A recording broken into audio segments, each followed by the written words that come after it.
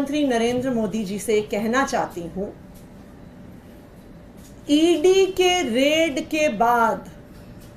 Money laundering के accused कंपनियों का सबसे ज्यादा पैसा भारतीय जनता पार्टी के पास चंदे के रूप में आया है, इलेक्टोरल बॉन्ड्स के रूप में आया है। जो पैसा ईडी के पास आया है उसको तो देश की जनता में बांटने के लिए आपको कोई कानून बनाना पड़ेगा, लेकिन इन सारे आरोपियों का, ये सारे मनी लॉन्डर्ड पैसे का सबसे बड़ा फायदा, इसकी सबसे बड़ी बेनिफिशियरी भारतीय जनता पार्टी रही है। तो अगर आप इन भ्रष्ट कंपनियों का पैसा, इन मनी लॉन्ड्रिंग कर रही कंपनियों का पैसा देश की जनता में बांटना चाहते हैं, जनहित में बांटना चाहते हैं, तो मैं आपसे आग्रह करूंगी कि जो 41 ऐसी कंपनियां हैं जिन पर आईटी की रेड हुई, जिन पर सीबीआई की रेड हुई, जिन पर इन्फोर्समेंट डायरेक्टोरेट की रेड हुई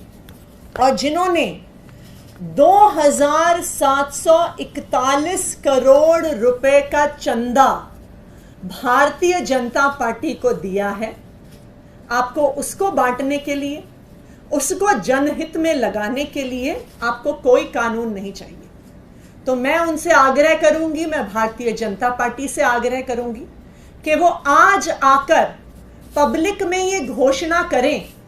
कि 2741 करोड़ रुपए जो हमें ऐसी कंपनियों से मिले हैं जिन पर ईडी सीबीआई की रेड हुई है,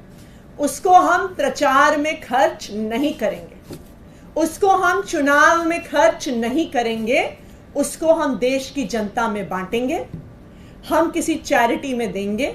हम स्कूल बनाने के लिए, अस्पताल बनाने के लिए गरीबों को देंगे। उदाहरण के तौर पे,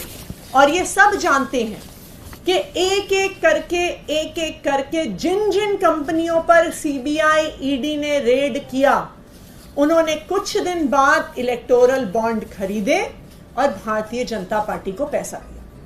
सबसे पहले और सबसे नामी शराब कारोबारी शरत चंद्र रेड्डी, जिनको 10 नवंबर को ईडी ने गिरफ्तार किया और उनकी गिरफ्तारी के कुछ ही दिनों के अंदर शराब कारोबारी शरत रेड्डी ने 55 करोड़ रुपए का चंदा भारतीय जनता